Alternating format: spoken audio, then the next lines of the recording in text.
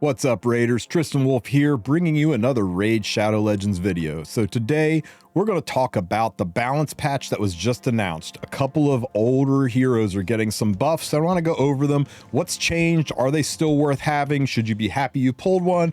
Or should you still be pretty hecking miserable? Speaking of pulling, first of all, maybe we get one. Maybe we get one of the heroes that's being balanced. I'm not sure how I feel about that, but let's give it a shot. I want all you to concentrate on a red flash. Okay, I'm sending all your energy, project it through time and space so that it impacts me here in the past. I can feel it. I can feel it rolling in. Show me the red flash. Give me something mythical, and you guys have failed me. But hey, we get the Lumberer. So another Ogren, and he's new for me. I don't have this guy. Decrease attack and has the 20% chance of increasing the duration of any decreased defense buffs. Okay, and attacks one enemy. Has a 60% decreased break on his number 2. And places a 15% crit damage buff on him for 2 turns. Doesn't feel super exciting. But you know what? He's not terribly rated. So maybe we find a place for him. This may look bad to you guys, but let me tell you something. Compared to what we're about to look at, that guy looks like gold. So, and he's a rare. Yikes, he's a rare.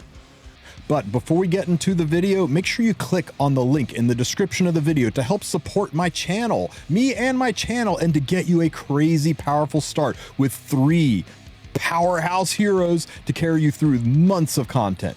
See, when you do this, you'll get the legendary hero Elendil on day 1, followed by the insane support of Tagore at level 15, and finally Ugo at level 30 to take your account to a whole other level.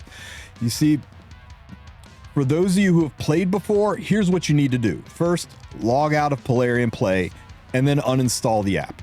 Then click on the link in the description to register and use a brand new email. Then launch Raid, complete the tutorial, and right there waiting in your inbox will be your first champion, the legendary hero Elendil. Now, don't forget on day 1 to use one of the promo codes listed in the description of the video to claim a second free legendary hero, and then get to raiding.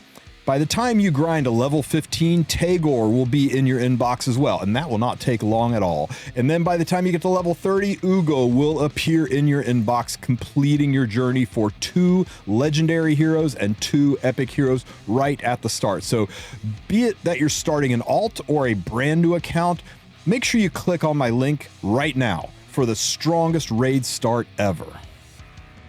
And that's how you can get the best start. So let's talk about the balance patch. So it's for the skinwalkers. Specifically, as you saw from the thumbnail, for the pig and the cock. So let's look at Norog first here. Norog, remember when I said looks pretty good compared to what we're talking about? Look at this. Oh my God, the community pretty much hates the pig. Even in faction wars, he's not like well rated. This guy is he's needed a buff for a while. So let's look at his skills and talk about what they're doing for the pig and if they're making him viable.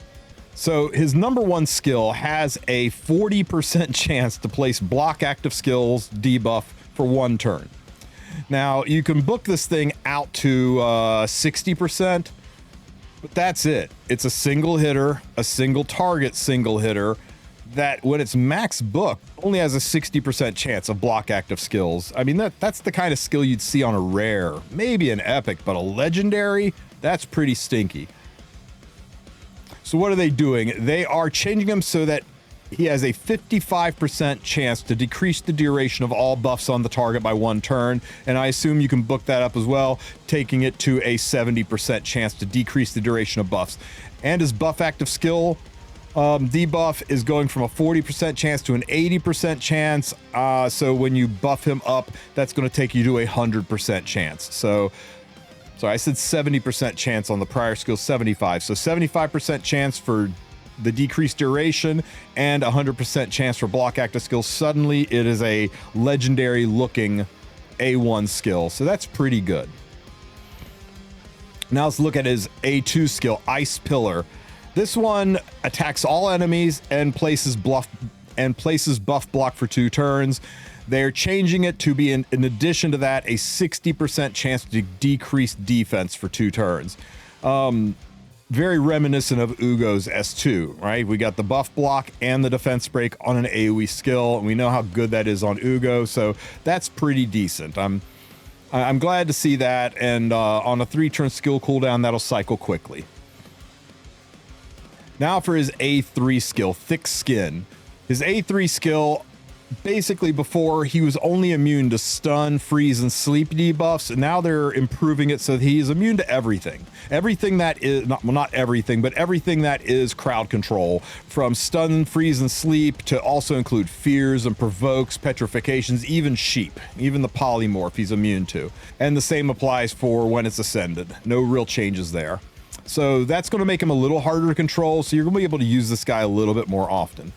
So what do we think? Does that make him good? Good is kind of a generous word here. I think it makes him functional and usable. I think he'll find some uses in Clan and Hydra now, maybe, in Clan Boss and Hydra now, but maybe some PvP uses, but I think usable is the operative word. I think his ratings should go up, and he's going to find a place, and you're not going to feel so terrible about pulling the pig, but I'm not sure if he's going to be the meta champion that everyone's excited to see pop out of their legendary summons. So let's talk about the next one, the Mighty Cock. That's right, Galleus Bloodcrest, the Rooster. So what are they doing to the Rooster? So the Rooster skill Wing Clip is staying completely the same. They're not doing anything to the A1 skill. The A2 skill is Cutting Jibe. With Cutting Jibe, they are adding increased damage to it. They're not changing the functionality of the skill at all. They're just jumping his multipliers up. How much? We don't know. If they jump his multipliers up, this guy could be crazy. If they just go up a little bit, maybe not so much, but they're definitely making him do more damage on the A2 skill. Now let's talk about Bloodcrest's Call. Bloodcrest's Call, the only change they're making here is they're having it so he grants an extra turn. So you can use Bloodcrest's Call and move straight into Cutting Jibe or one of the other skills. So an extra turn is pretty nice. Realize that it is still a 4-turn cooldown, so they have effectively reduced the cooldown on this skill as well, because when he gets an extra turn, it reduces the turns again. So its extra turn is effectively making this a 3-turn cooldown, so he's going to cycle this skill a lot faster. And his passive skill, Rule the Roost. So the big change to Rule the Roost is before he would heal the champion by 50% of the damage received if he is being attacked by a boss. Now they're just changing it to he heals 50% of the damage he receives. Whether it's being attacked by a boss, a trash mob, a unit in PvP, it's just going to make him a little bit more diverse in his survivability. He's not just going to heal from boss hits, but from any kind of hit. And that's it for the basic form. Let's talk about the alternate form. All right, Lightning Cock. So again, we're not doing anything to Fulmus Screech. His A1 skill is staying the same, but his A2 skill, Sundering Sky. With Sundering Sky, the biggest change we're making is his defense break can no longer be resisted. So you're just going to stick it. You don't have to worry about accuracy or anything stopping the defense break. And however, this steals the turn meter. It doesn't say anything about ignores effect resistance there. So you'll still need accuracy to steal the turn meter, but you're not going to need accuracy for the defense break. So you're still going to want some accuracy on him if you care about this turn meter skill, which means all this is really doing is let you not worry about the RNG of not sticking the break, or to make sure that the most important thing he does, the defense break, does get through.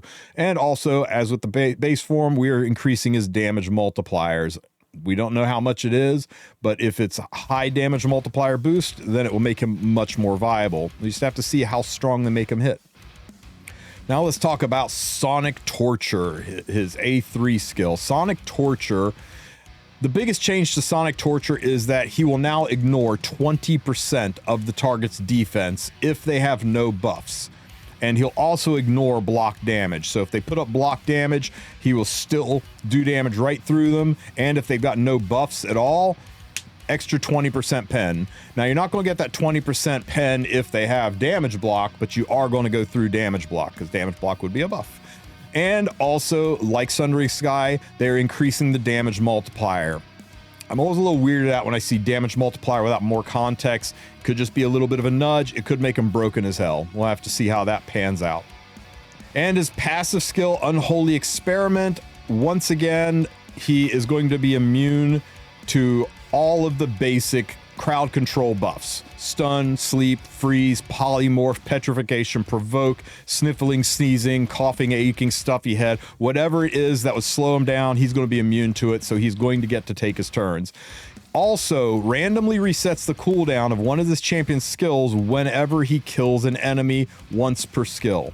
So that's pretty nutty. That means, you know, some of these longer cooldown skills are going to get cycled even faster if you get killed by the cock. I think this is going to give him places in the game. It's going to make the Rooster a little bit better. And by a little bit, I mean a whole lot better. He wasn't as poorly rated as the Pig, so he has less of a climb to get back up into being a usable unit. But I think we're going to find some good uses for this guy. So if you pulled the Rooster and you're feeling kind of bad about it, maybe you got some good things coming your way. Me, I don't have him, so I'm just being hopeful for the rest of you. What do you guys think? Are you excited for these changes? Do you think they're good for the game? Do they go far enough?